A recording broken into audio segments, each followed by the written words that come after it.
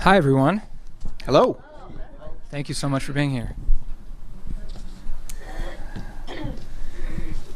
This is great. I've never gotten a chance to do this, to be at a bookstore, at a book event. Join the club, man. Interviews. This is your first time? Yeah, well, and it like this, yes. I feel better. I've been at bookstore events. I think you're probably right. Could be this one. I think it's the other one. Which one? This one? Pack. Aha. Now talk. How about now? Is that a little better? That's working. No? Oh. Levels, speed, it's all There we happening. go. Who's DJing? You know, as the world becomes virtual, which is, of course, the big subject of Peter's book, it's so interesting that, we're starting to do things like this a bit in virtual reality, and it is always so interesting to compare what happens, in the real world to what is increasingly happening now in virtual worlds. So that's just a trip as well. It's true. Yeah, I've actually, just last week, I did a reading and Q&A in virtual reality in a multi-user environment called Rec Room.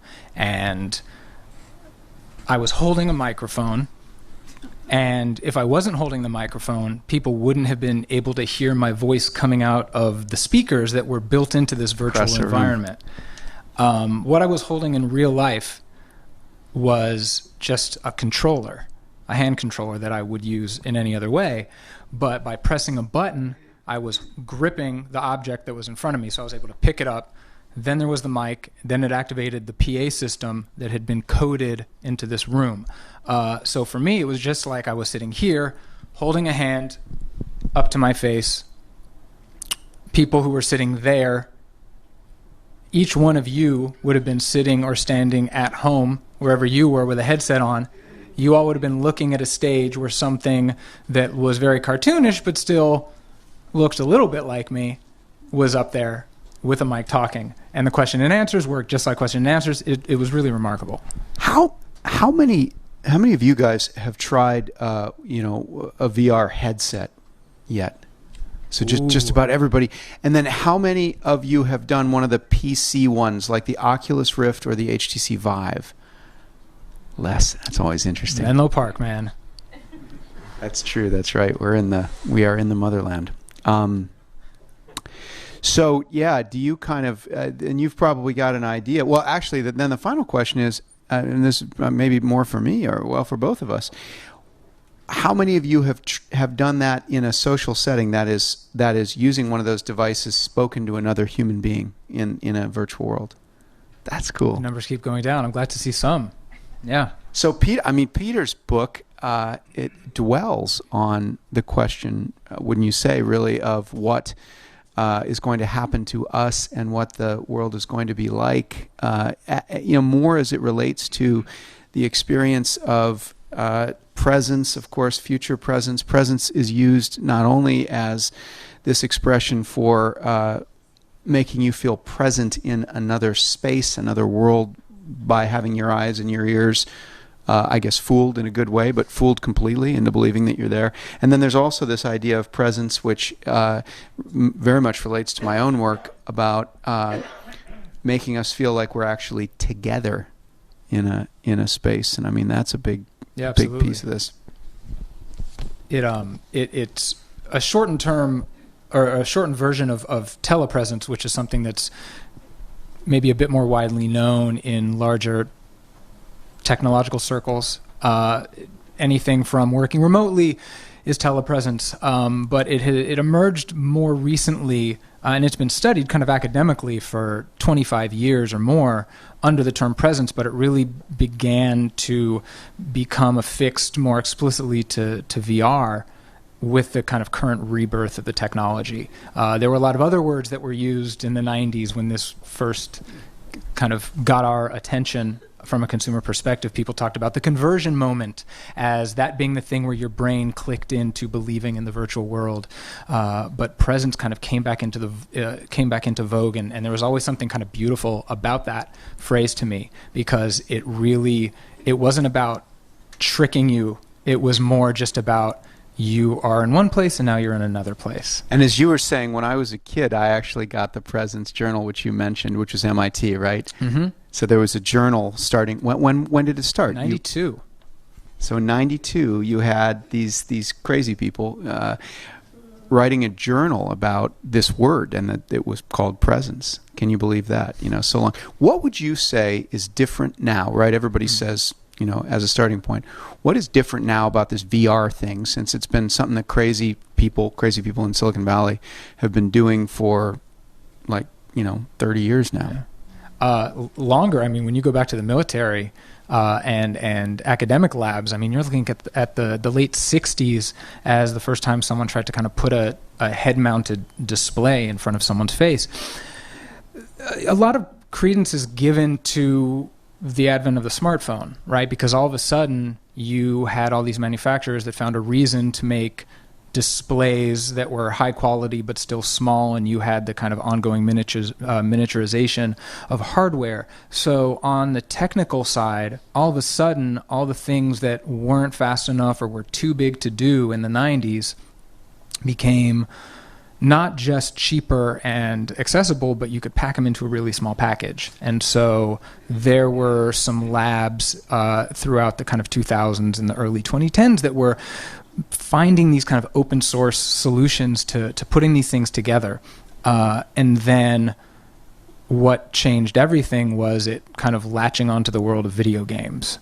And that got people's attention. In 2012 is when the first time anyone heard the phrase Oculus Rift, which at the time was, it was a ski mask strap attached to a bunch of duct tape and some cheap magnifying lenses. And it didn't start there, but that certainly made a lot of people's ears perk up. And indeed, one of the gods of video gaming, at least from my perspective as a developer, is a guy named John Carmack, and famously the guy who worked on the Oculus Rift, Palmer Luckey. John Carmack, kind of video game god, wrote something or saw Palmer's gadget or heard about it. He'd and been said, sent a copy. Right. Yeah. And he said, but it sounds like it's pretty good, right? And Palmer put the whole thing, the only version of his duct tape masterpiece, in a box and sent it in the mail to John Carmack, because he was so amazed that the god of gaming was blessing him with being interested in this thing. Yeah. John Carmack kind of famously was one of the people that was responsible for games like Doom, things that revolutionized the video game world because it allowed for kind of a simulacrum of a three-dimensional experience. He takes this headset in 2012 to the same game show he'd been going to for years and years and years and years, and showed a few people this, and then word got out very quickly. I wasn't able to see it that year, but the next year when I went back, there was a little company that had formed around the idea of the Oculus, and that's when I saw it. How many people were Oculus when you got the demo of it? When I was there, it was just me and at the time the CEO. But in the company, there were probably 15 people, maybe fewer. That's amazing. Yeah, I mean, the first 5 or 6 of them, one has passed away since then. Right. But yeah, the first 5 or 6 or 7 of them were kind of responsible for in that single year bringing this thing kind of out to a generation of Kickstarter early adopters. Yeah, my own work, having been in virtual worlds all my life with Second Life, I was not working on virtual reality or virtual worlds at that time, but the chips that are in our phones now, as you said, came out that were capable of tracking the motion of our heads. And I got one of these little chips and hooked it up to an oscilloscope, because I'm an electronics guy. That's my background. And I had a little board with a chip on it, and I turned it in my fingers, watching the trace on the oscilloscope go up and down. And I could tell it was so accurate, so fast and so accurate, that I was like, oh my God, this is the thing that all us VR nuts have wanted, for as far back as we can remember. And I called my little team over and I said, we're shutting this company down and we're giving our investors their money back and we're going back into VR. And that was 2012, so it was the same time. That's when it really kind of all came together. And for someone like me who had grown up reading stories that imagined not just cyberspace but virtual reality, and movies that, as terrible as they were, captured my imagination. Things like Lawnmower Man and Johnny Mnemonic. I mean, the movies of my teen years, I was absolutely captivated, not just by how ridiculously kind of paleo-futurist they seem to us now, but those early headsets and those early suits, how cool they look from the outside, but then the renditions of what was happening inside the headset. I was completely swept away, and despite that, and despite the fact that in the 90s there were some rudimentary experiences people could have, I never, ever tried it. I didn't, like, my eyes didn't go into a headset until 2013. And so I felt like that 15, 16-year-old me all of a sudden was like, oh, right. And not only that, but like, this feels real. This doesn't feel like sci-fi. And I went back to work and I was like, you are probably not going to believe me because we've heard this story before, but VR is actually coming. And they were like, yeah, right. You know, we've this is Wired, right? We heralded the birth of VR a few times and we're very wrong. And I was like, no. I don't know. I think this is it. At the time, that was just based on video games, but very, very quickly, my excitement about what the technology was doing was shifted focus, and the idea of escapism and game-based entertainment was completely supplanted by this idea that when you were in there with someone else, the emotional tenor of an experience changed irrevocably. That not only was what you were doing vivid, just like anything else is vivid and immersive based on solid VR technology, but by virtue of sharing that, the two of you might not experience the exact same thing, but you both left with this kind of incredible lasting memory of having done it with another person. And so anything you do in VR, as a lot of you who have done this may well know, your memory of having done it isn't putting on a headset and sitting in a room. It's of doing the thing that you were doing in there, right? And it turns out that your brain actually accesses the memories the same way it accesses real-life memories. It takes a little longer to access a memory of something you've done in VR than of trying to identify something that you've seen in a photograph, because it's buried in a different place and it's a little deeper. And so you leave with this kind of incredible memory of an experience, and it's a shared experience. And so even games companies at this point, I think, have recognized that. And it's very rare to find a game, even just a game, that is just you by yourself. Well, let's unpack that. I mean, there's a couple of great things there. You've written about a bunch of them here. I made a bunch of notes in the book myself as I read and enjoyed. I can vouch. I see a lot of underlines and check marks. A lot of foldovers. I see an angry face. What's that about? No, it's not. I don't think there's an angry face. No, there's no angry face. No, there's not an angry face. The memory palace. You write about memory, and I think that's something that I've thought a lot about too. That this idea that we store our memories best when they're presented spatially, right? Absolutely. That's one of the things that is super fascinating about VR that Peter writes about here. Is this our ability to recollect things is markedly improved by remembering them in the context of a familiar place. And of course, what's more familiar and will become even more familiar than sort of putting this headset on and being in a space. We're gonna lay out our screens around us, read our email on the walls.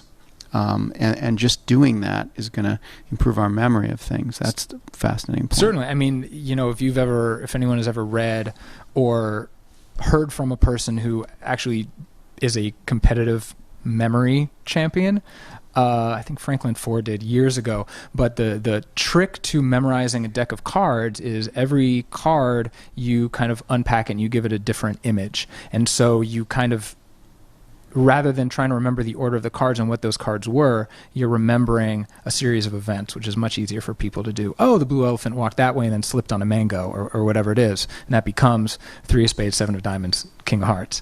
And when you add to that this this thing called embodiment, and that is the thing that I was describing when I did this reading in VR. A lot of us in the very kind of lightweight headsets, the things that are driven by phones right now and will be just kind of standalone devices very soon, if you're in kind of a 360-degree video, you're essentially a disembodied camera, right? You can look around, but if you look down, you don't see anything. But in the social worlds like the one you built, and in games and in narrative experiences, if you look down and you see a body, and just like I did, you have your hands and you can use your hands, this is not a mediated form of communication anymore, right? You're in there and you are doing the things. And so we've always kind of used these metaphors of control when we're interacting with digital worlds. Keys and buttons and thumbsticks, those are gone. So you're reaching out and you're grabbing things and you're handing things and you're contacting other people. And so by virtue of that embodiment, the memory becomes that much stronger. And a whole lot of other things, as I'm sure we'll get into, the kind of tricks you can play on the psyche with that are amazing. What about this space between us that you've written so much about? Like when we communicate in VR, I remember the Jaron Lanier, I actually saw him last night. I was talking to him about all this stuff. I was out at his place, and we were catching up, and he actually told me that the first VR device was not the Sword of Damocles, but that earlier in the 50s, there was a VR thing for cats. I'm sorry, what? Cats. Okay. I've Jaron, heard of there's something called a sensorama that a lot of people... It wasn't sensorama, right, but it was it was like a headset that was being used to study cats by presenting them with simple lines and images and stuff, and this was like in the 50s. That is maybe the most Jaron Lanier thing I've ever heard in my life. Exactly, right. But, Jaron and I used to debate how many bits per second are moving between us right now, right? And that's the thing. Like, where is it? What do you think is working and not working in terms of face-to-face communication, kind of in summary, in VR? Well, I will say this to start out with. I not only do I lack the technical knowledge to talk about it in bits, but I think even if I did, I would have skirted kind of a wide berth around that. I'm trying to as I'm a culture writer, right? I'm not a tech writer, and so when I became fascinated by VR, what became fascinating about it was a holistic experience, and I can, I know what goes into it. Like you said, you're an engineer and you physics and all these other things. So you have made kind of an incredible career out of understanding both the left brain and the right brain parts of this. I only have one of those, and I don't even remember which side of my brain it is. So when I think about what we're doing now, if we were to be approximating this in virtual reality, the only things that we would really have in there being tracked would be our heads and our hands. And so you would be doing this, and what I would see is you would have your hand to your chin, and you would be nodding your head. So that would come through. So your facial expression, for the most part, would be approximated. It would be neutral, or based on the sound of your voice, it might be given some sort of emotion. Our bodies would be extrapolated. Based on where your hands were and your body, the placement of your arms, and maybe even the rest of your body. And some platforms say, the legs, that's too much. And so they'll just give you'd have a torso and hands, or a torso, head, and arms and hands. So right now we're dealing with, what we can muster the ability to render. But what's remarkable is how many gaps your brain fills in. And as a very quick example of that, before I get back to the rest of the question, is there are some early kind of orientation demos that headset manufacturers have made for kind of when you put on one of their headsets for the first time. And in one of those, you're standing in front of a mirror, and what you are changes. It could be a red balloon, or it could be a skeleton.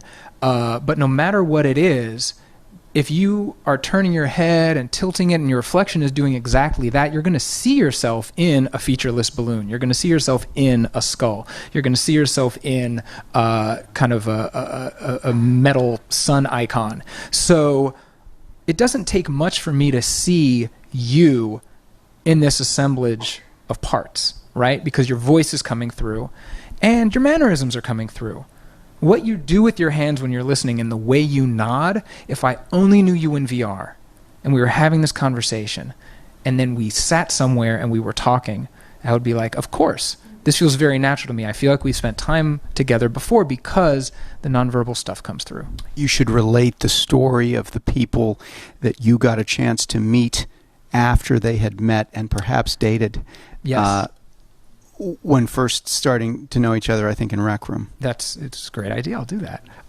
So one of the, it's not the most ambitious multi-user VR things out there, but a popular one.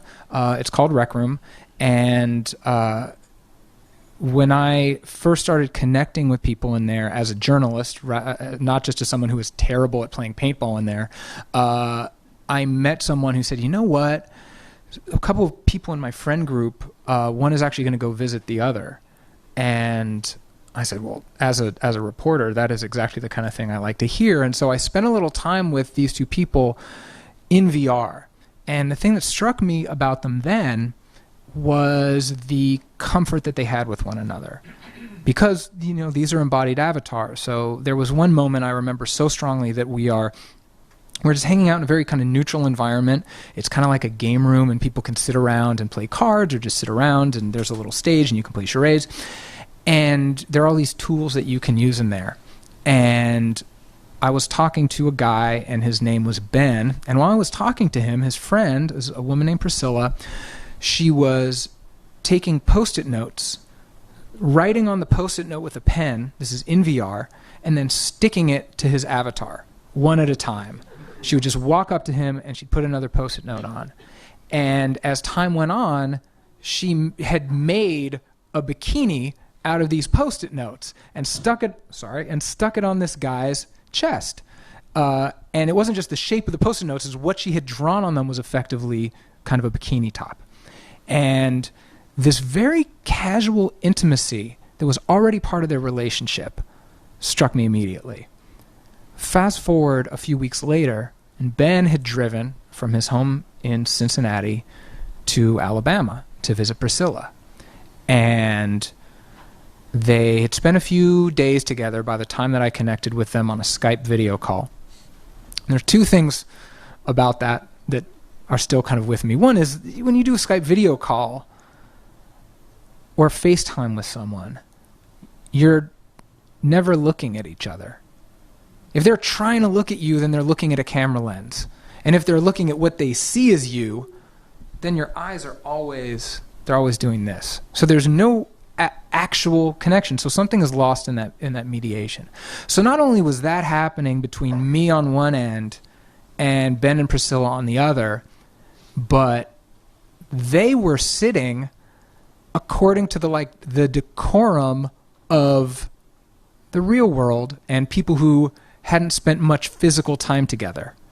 So there was a tiny bit of awkwardness that I could see, and I didn't know if that was because they were feeling out the early stages in their relationship or if they had kind of regressed back to the social code of being effectively strangers. But it really set into relief for me what is enabled in VR. And since then, I've learned that partially it was because they weren't necessarily the match that they thought they might be. And in fact, Priscilla ended up marrying someone else that she had met in that world. And that's covered in the chapter in the book, but we did an excerpt of this, or an adaptation of this chapter in the April issue of Wired, and we made it much more about the wedding that then happened. And so it's kind of the fast forward to this other relationship. So if you have read that piece in the magazine, then the book chapter is a prequel. If you have not read the magazine piece and you read the book, then you'll get a nice coda at the end. But it really is the thing that holds true still from that very first time I saw this arise, is that the casual intimacy, it's the kind that you don't get getting to know someone in any other space. You don't get it getting to know someone in a chat room or a text message chain on a dating app, and you certainly don't get it in real life. And so there's this kind of third track of interpersonal relations that has opened up that I find fascinating. Yeah, and the motion of the body is such an intriguing thing. You're seeing it now. You're watching both of us up here.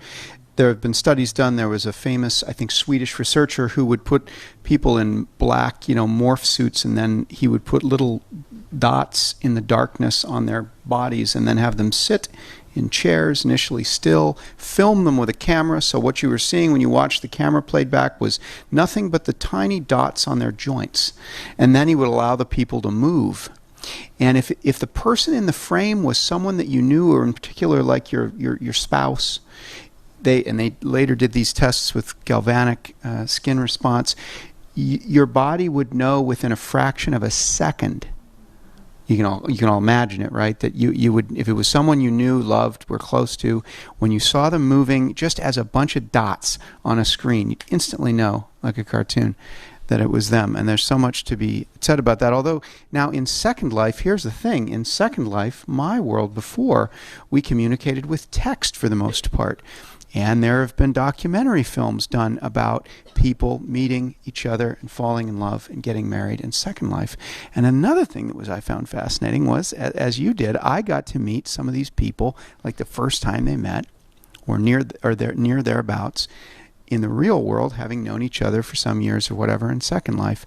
And I did always find it fascinating that they seem to know each other, be able to complete each other's sentences by then, just from the text. So I guess this leads to the question of, is there some magic elixir that, or is there some magic force which goes between us when we're communicating that VR captures, or were we making it up all along? I think there is, I really do think that there's something special about what happens in kind of an embodied virtual environment. And it's because I think it's a happy medium between the anonymity of the internet as we have all known it and the kind of constraints and hesitations of real life. Unbridled anonymity is incredible, and that's what the internet was built on, and we can choose any name we want, and we can be anyone we want, and we can have a conversation, and because there's time to type and consider your answers, you are able to be the person that you really want to present to this world or these people. So you're effectively curating yourself. And we all like to think that we are presenting the best version of ourselves, but you have that happening, and then what's also happening is because everyone is where they are and you're just behind screens, disclosure comes very fast. You're fully anonymous. If you feel comfortable with these people, it's kind of easy to spill your guts. But then what happens if you meet them in real life? You realize that you wouldn't know their dots, right? You wouldn't know their dots, their black dots on a... Right. So you wouldn't know them. You don't know their mannerisms. And then in real life, when you meet someone, what you get about them immediately is their rhythms. But what you don't get is their true personality, right? Because that could be nerves. It could be being on your best behavior. It could be social niceties. Whatever it is is highly likely that a person is just not disclosing. It's very hard to be vulnerable when you meet someone in real life and give them who you really are. So at the same time, if you take the time to get to know someone in real life, that often leads to, as we all know, these incredible connections. So in between these two poles, you have this entirely other cadence of relationship.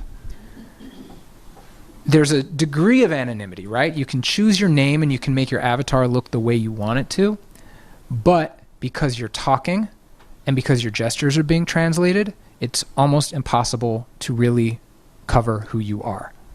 You can think you're presenting the best self, but it's you. Your essence is going to come out because you are having real-time interactions with these people very quickly. But because of that degree of anonymity that you have, you might feel a little more confident than you would in real world, right? So you have a little bit of feeling emboldened, and you have the real you, and you have the nonverbal communications and the mannerisms, and you put those things together, and what that means is you're wending this path between those two extremes that allows for vulnerability and disclosure and intimacy that's suitable for people who might have anxieties going into that thing from the beginning. And so a lot of people that I've spoken to who love these multi-user VR experiences, a lot of them attribute it to the fact that they have difficulty finding these connections in real life. And there's nothing artificial about it. It's not like going into a chat room and constructing a version of yourself. It's really you. But just that comfort level, the little bit of your rational brain that hasn't clicked over into VR is back here, and it's saying, don't worry about it. Don't worry about it. No one knows. No one's going to judge you because you're here and they're there. But the rest of your brain is letting these things arise.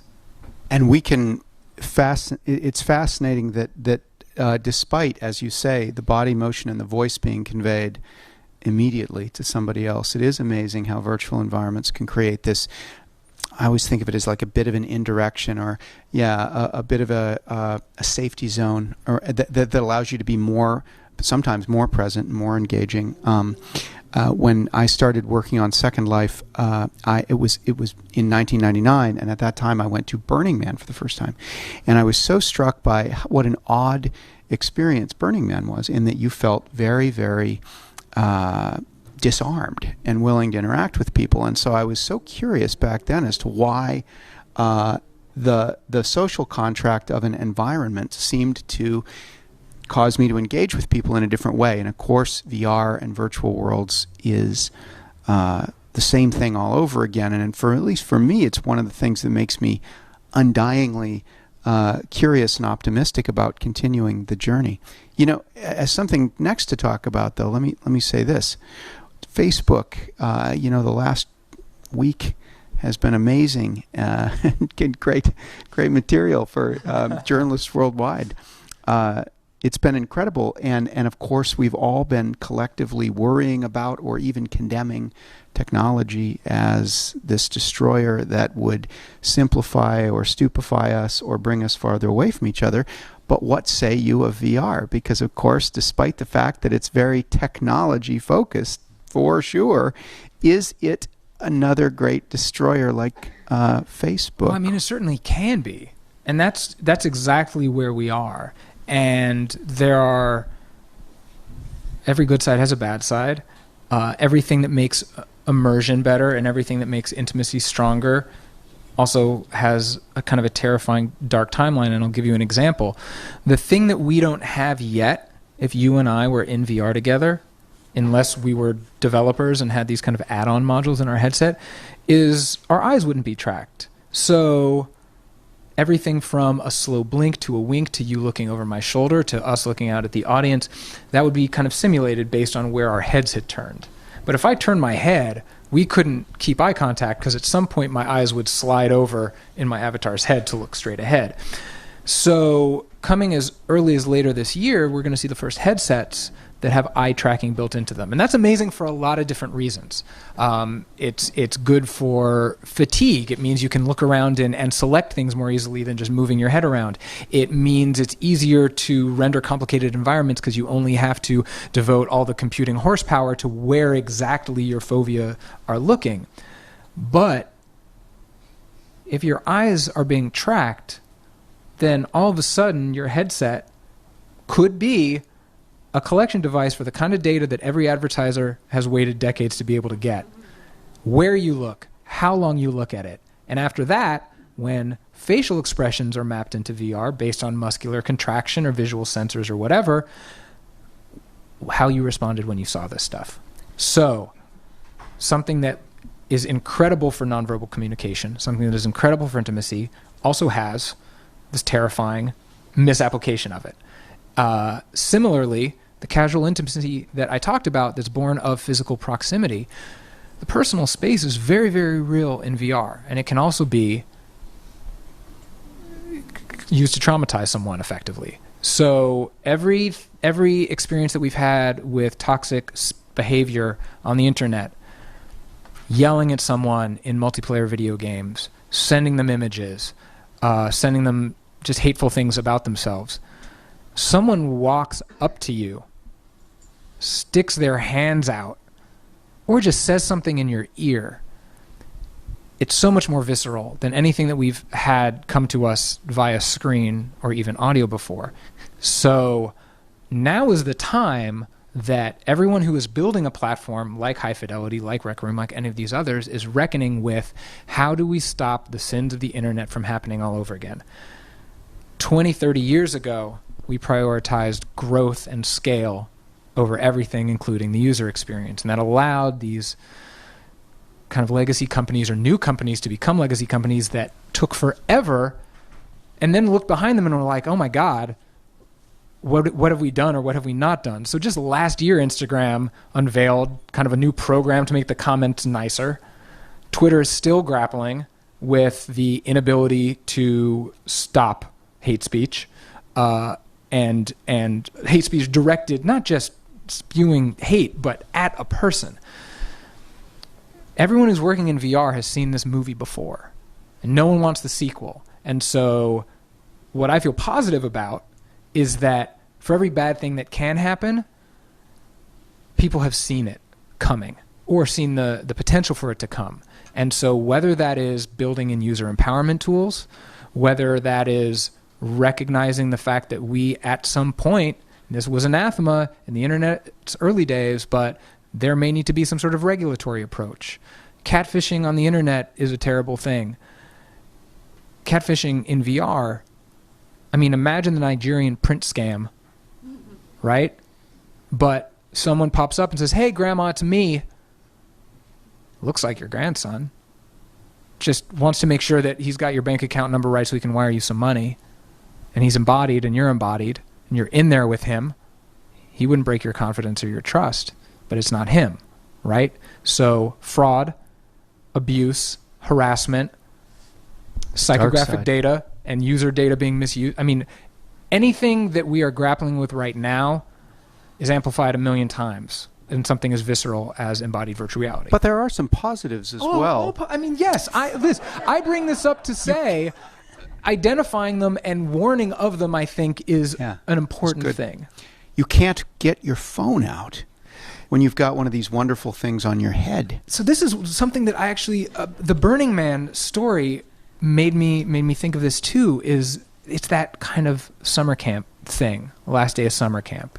Everyone's like, well, we're all in this together and the real world doesn't intrude here. And in VR, one of the amazing things about it, at least in these early days, and hopefully for much longer, is the real world doesn't intrude, not in a I'm avoiding it way, but in the bzz, beep, email, Slack, direct message, Twitter notification. They don't come in. And indeed, you have a section in the book talking about meditation and some of the meditation apps. There are many meditation apps and small teams building things around mindfulness, meditation, relaxation that are based on VR. Mm-hmm, absolutely. The two really magical things are going on. One is the ability to add visualization to a meditation practice in a way that is a literal visualization. Imagine breathing in, and when you breathe out, it's kind of plume of multicolored crystals. And as your breathing slows and as you calm, the color changes, and you see yourself settling in.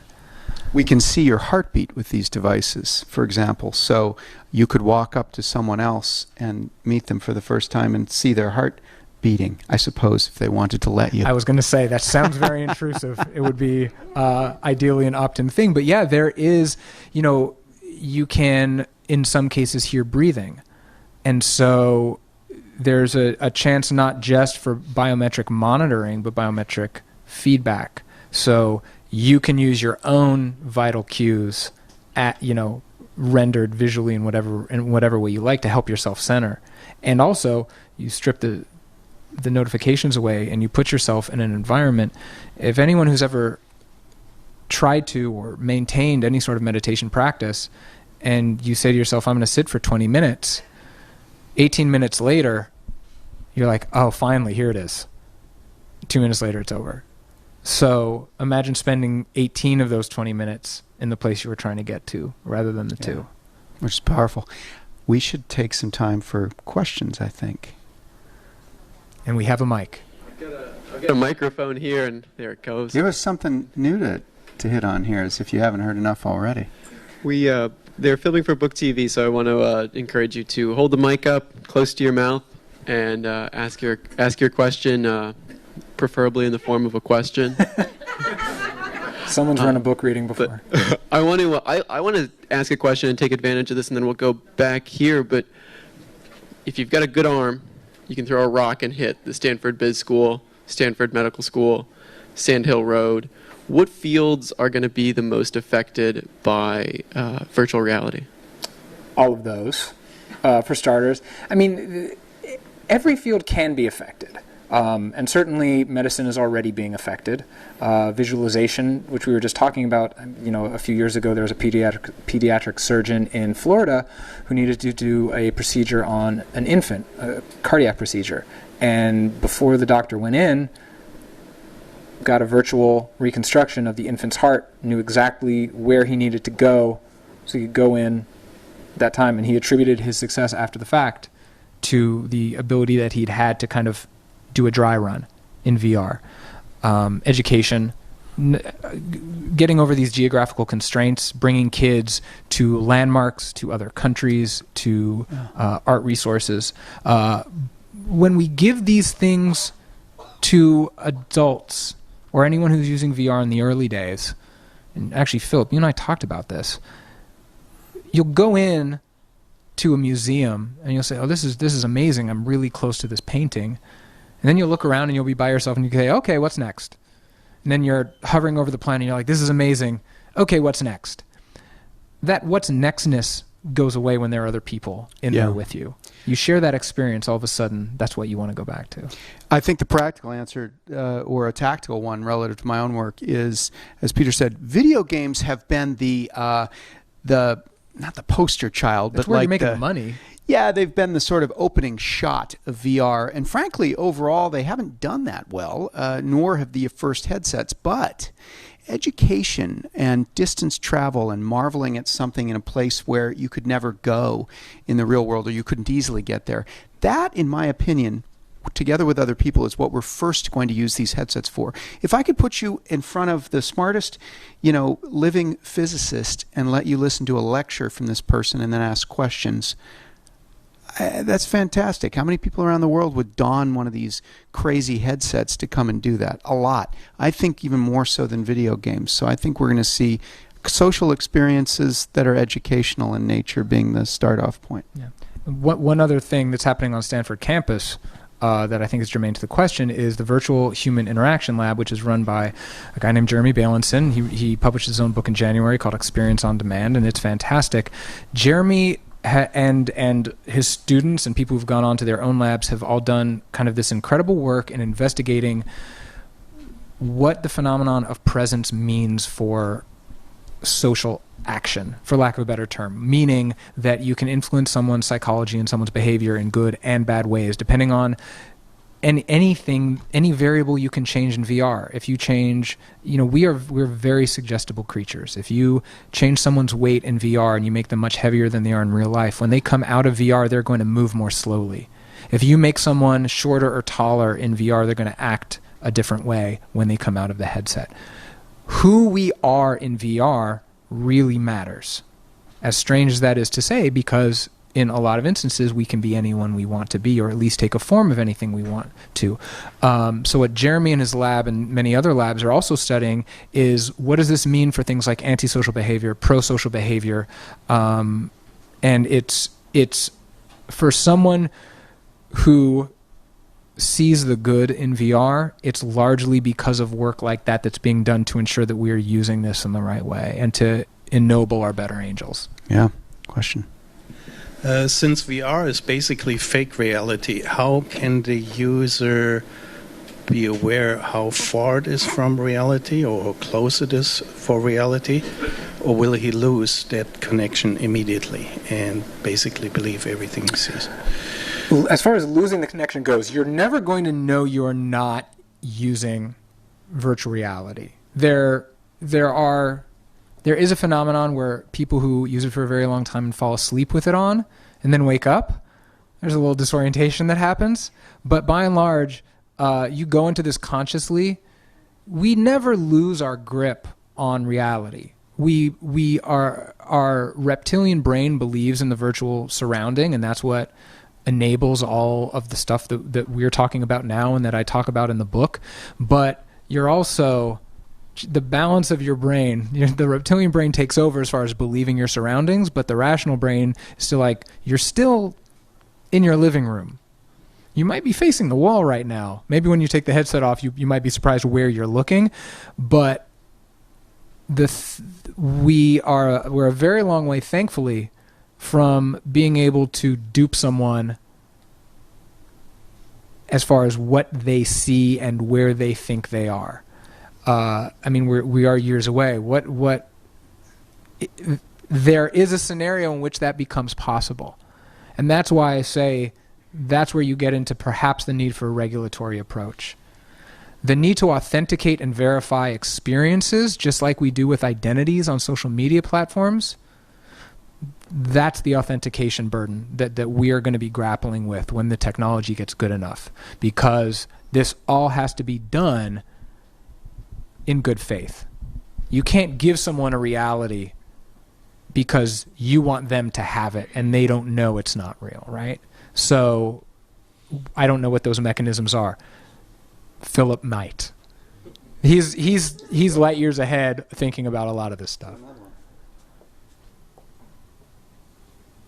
So it's interesting to know that what you're suggesting is that behavior can be transformational outside of after being in virtual reality and then coming outside. So as we know at Stanford, the quarterbacks did virtual reality to look at various defenses. And Striver.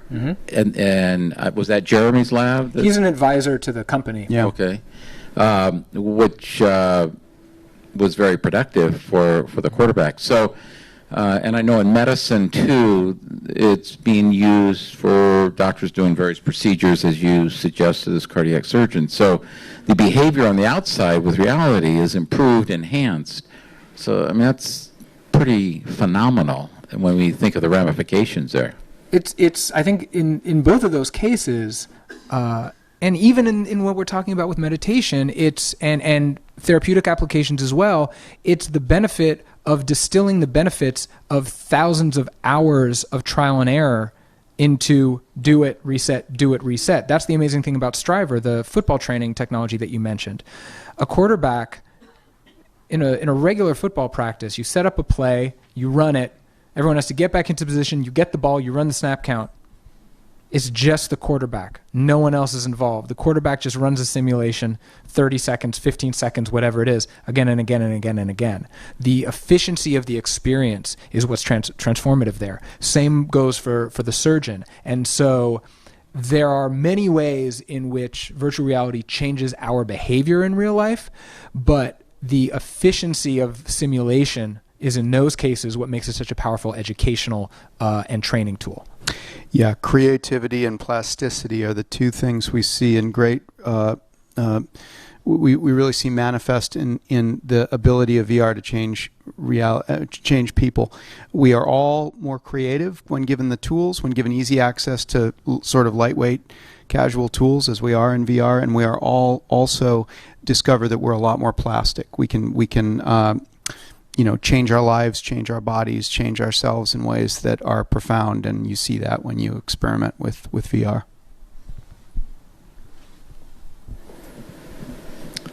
I'm a believer, and I was just VR. I was at a VR and medicine conference a week ago and loved what I saw. But I'm going to turn to the dark side a minute. So Professor Phil Zimbardo from Stanford talks about the fact that boys, by the time they're undergrads, have typically put in 10,000 hours into video gaming and an additional 10,000 hours into pornography. Chapter 9. So his opinion is that there may come a time when boys need affirmative action to get into college. Isn't the world going to be a much worse place from parents' standpoint in terms of our kids being immersed in a virtual reality world? I'm sure you both thought a lot about it. You You're- take the you're- you you're a take the parent. sex one, and Okay. I'll take the not sex one. Perfect. Papa Rosedale, you first. Okay. So you talked about two things: video gaming and pornography. Let me talk about video gaming. I'm going to take that one. Here's the thing: video games simplify the world. The relationship we have with another person is to shoot them. We keep track of simple scores and numbers, to measure ourselves against others. Video games have immersed us in that medium, that simplifying medium, for generations now. I mean, quite a time. I guess maybe two. VR is not like that. In particular, the more rich, open, and real virtual reality environments are, the more challenging they become as a way of engaging with others. I believe deeply from my time with Second Life that in general, Second Life was better for young men or for anyone, because when you walked into a bar, so to speak, or literally in Second Life, you were walking into a space that had 3 different languages being spoken.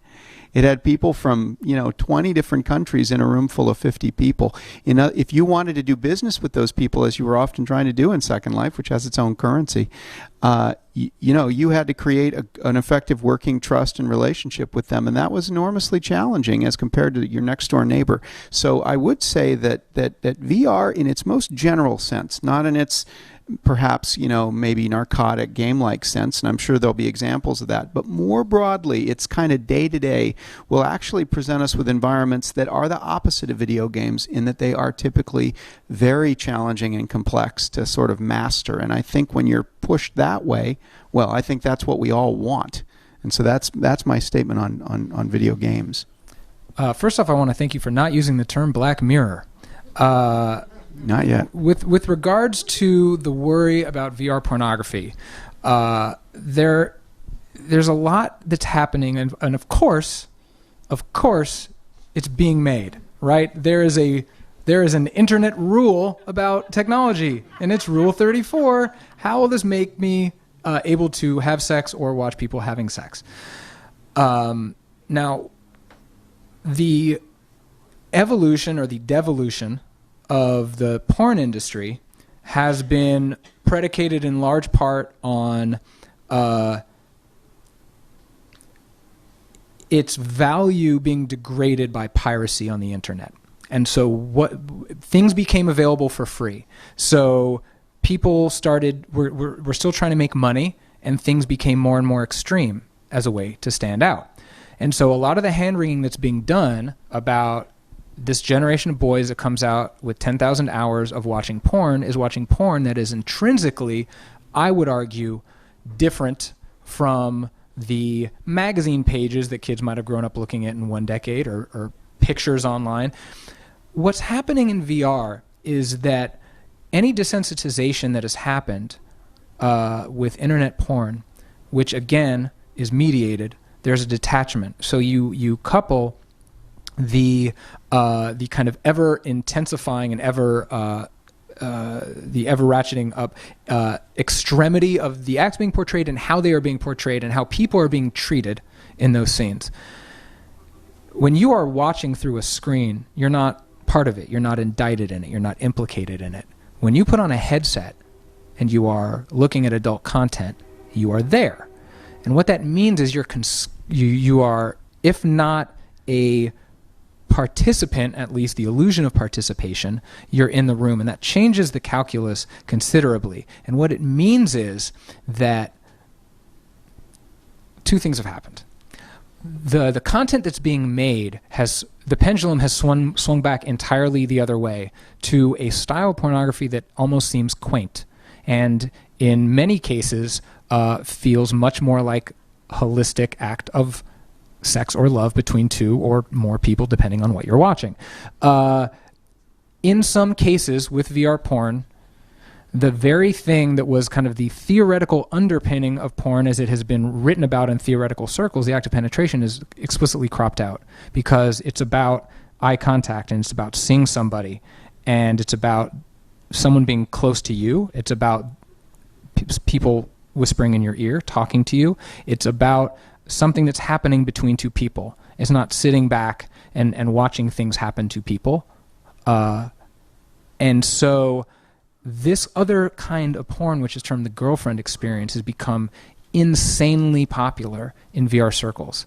And so in some ways, and I've spoken to performers about this, and I've spoken to consumers about this, everyone is surprised by what happened.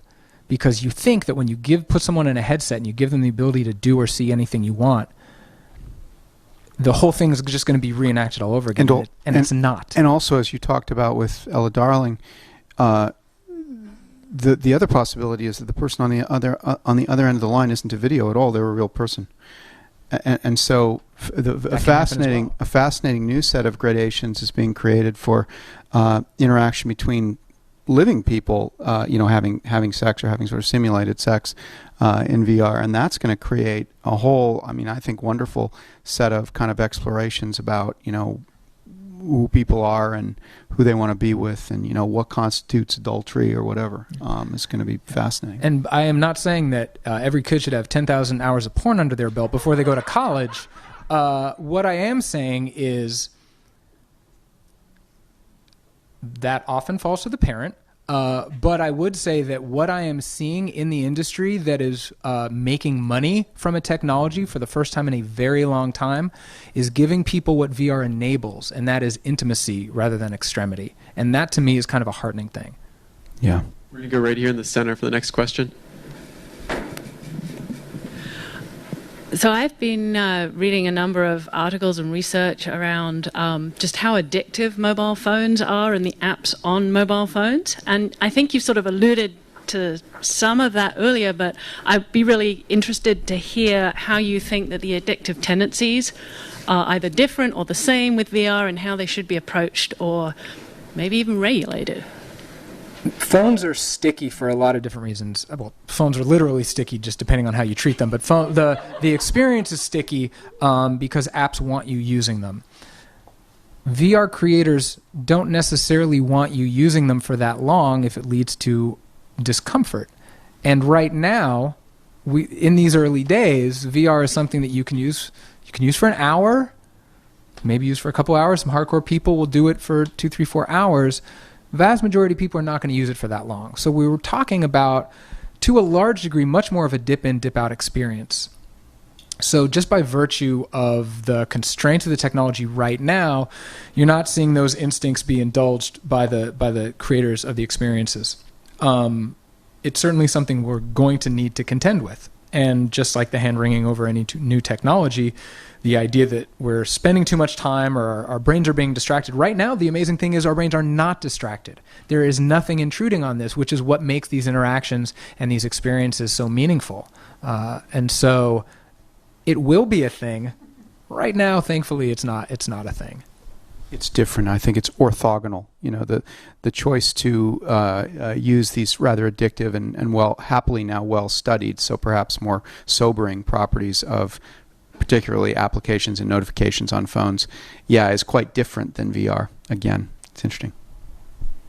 I want to thank both Peter and Philip for being here. We are over time, and I want to make sure that they get a chance to sign some books and talk to you further. But Peter is going to be signing. You can come up and ask him a question, even if you haven't bought a book, but I encourage you to pick up a copy. A lot of what they've talked about and more is covered in here. Philip's going to stick around, and he's going to hang out if you have any questions for him as well. This is a serious topic, and it's such an important topic, and I can't thank these guys enough for the seriousness that they've brought to it tonight. So can we give them a round of applause? Peter, Rubin, and Philip Rosedale.